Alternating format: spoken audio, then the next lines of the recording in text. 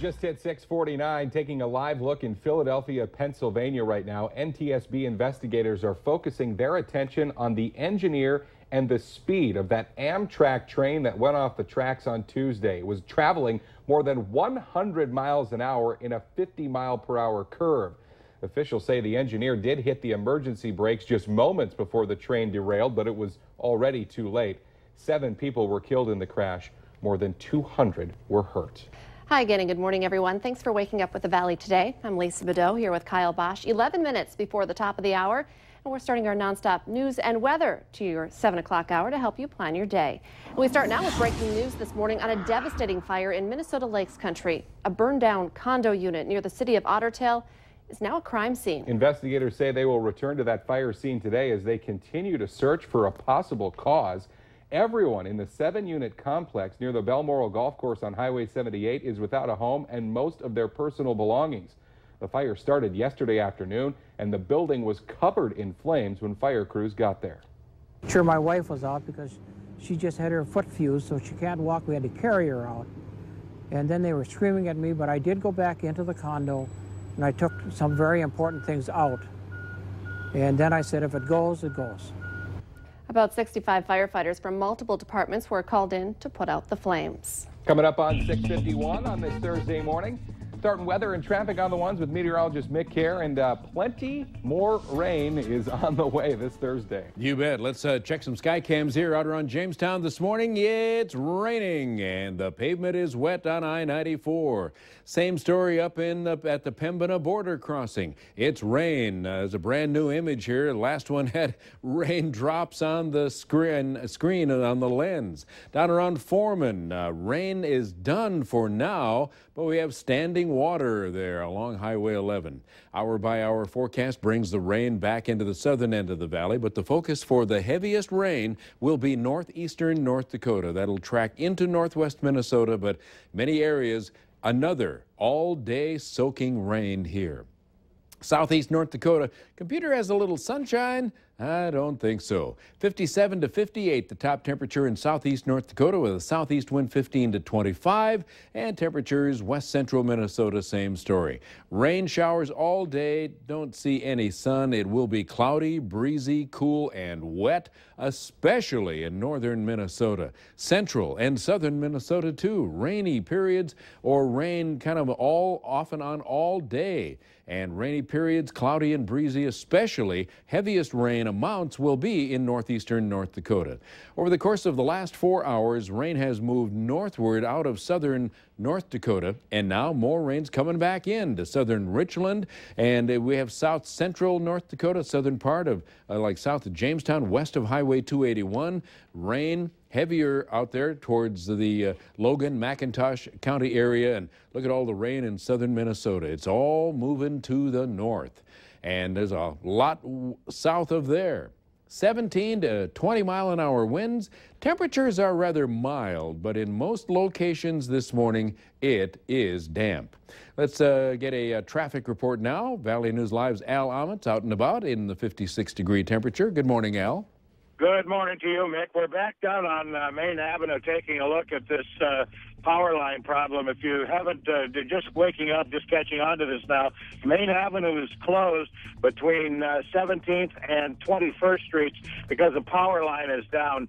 I see an XL Energy truck is here now. I know they've been waiting for this. What happened about 5:30.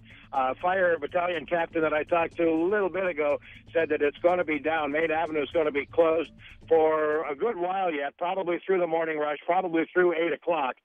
So expect delays, and there is a heck of a lot of congestion. I can tell you that right now, where traffic is being detoured, and that's on the 1st Avenue South. But your major traffic hassle for this morning, at least that I'm aware of. So, again, you may want to avoid Main Avenue. On Main Avenue, Willamette Valley Today traffic. 6:53 now, turning back to your news headlines. A new rule in the state of North Dakota designed to make oil less volatile may have made a big difference in last week's derailment in Heimdall. A train carrying Hess Corporation oil went off the tracks and caught fire last Wednesday, but did not explode. Since April 1st, companies have been required to specially condition oil to remove gases. Lawyers for a West Fargo teacher accused of having a sexual relationship with a student have 10 days to respond to the prosecution's motion calling for a mistrial. Aaron Knodl's attorney says he'll be asking that all charges against his client be dismissed. Now, the prosecution's decision to file for a mistrial comes after a juror was sent to the hospital on the third day of deliberations, then admitted she was a victim of sexual assault. The juror was the lone holdout for a guilty verdict. Asking for a mistrial does not necessarily mean the state will pursue a second trial against Knodl. A North Dakota woman working in Nepal has made contact with family and friends through her blog and says she is safe. 25-year-old Shante Del Mar of Minot has been doing rescue and aid work in response to the deadly earthquake that hit the area about 3 weeks ago. Family and friends had been worried after not hearing from her for more than 24 hours after Tuesday's earthquake. Del Mar says she's okay, but the region where she was working was devastated again. If you'd like to help her efforts to help the people of Nepal, we have a link to her blog posted at valleynewslive.com. Just click on this story. A piece of the FM flood diversion has come to an abrupt halt after a federal judge stopped all construction on the Oxbow Ring Dike. The judge says it's illegal for construction to continue until Minnesota's environmental impact study is finished. Work on the dike started last year, and diversion opponents then sued to stop it.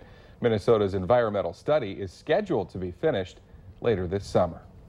With the Monday deadline approaching, Minnesota Governor Mark Dayton and legislative leaders are headed back to the negotiating table today to try and work out a budget deal. With a projected $1.8 billion surplus, the idea of a special session or shutdown seemed impossible when everything started, but divided government has translated into divided priorities. House Republicans want to spend more on some things and cut back on other places so they can deliver a $2 billion tax cut. Senate Democrats and the governor want to use at least half of the surplus for public schools, higher ed, and pre-K programs.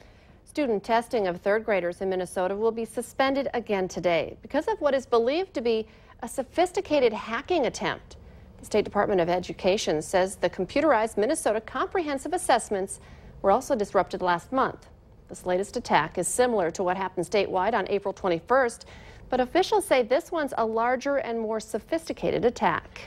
From the doggy paddle to the backstroke to freestyle, there's all sorts of swimming strokes and all sorts of ways for you and your kids to start getting comfortable in and around the water. And that includes some great classes going on all summer long at MSU Moorhead. The Valley Today's Christy Larson, clearly comfortable in the water. She joins us from the pool at MSU Moorhead this morning. Good morning, Christy.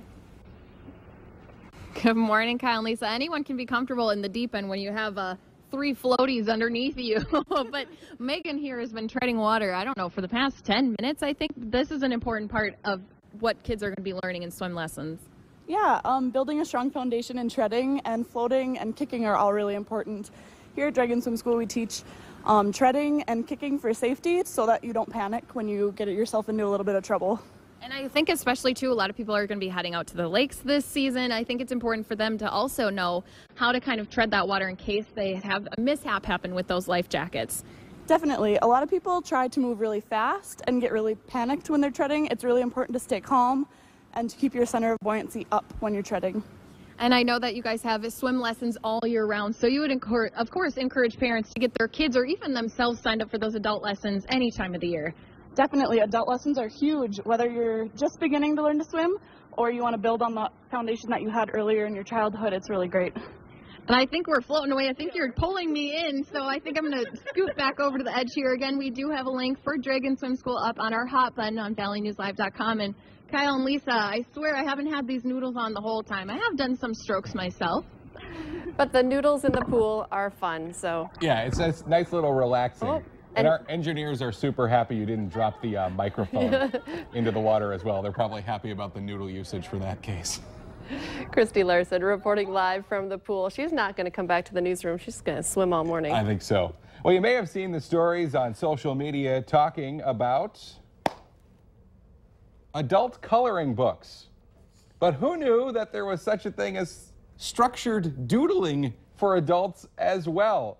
It's called tangling or Zen doodling, and the Fargo Public Library is hosting a session on how to do it. The first session is tonight at 6:30 at the Downtown Main Library. The second one is Saturday at 2 p.m. at the Dr. James Carlson Library on 32nd Avenue. It's free for teens and adults, and you don't have to have any special artistic skills, which is good for me, but you do need to pre-register through the library.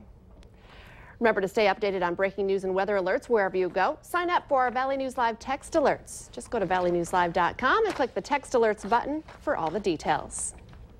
Let's get our answer now to our question of the morning on Facebook. Today's question, 85% of people say this just collects dust in their house. The answer, the piano. If you want to take part in our question of the morning, just head to our Valley News Live Facebook page. Especially the Steinway. You know, it takes up so much horizontal space. Should have got an upright. Checking the forecast here, let's find ourselves with some clouds and steady light rain off and on much of the day. 58, the top temp this afternoon. Rain is returning to the southern end of the valley, moving northward. Heads up for Fargo drivers. Remember that closure on Main Avenue still going on, maybe wrapped up shortly, but Al will have updates coming up about 7:25. Thanks for waking up with the Valley today. Have a great day.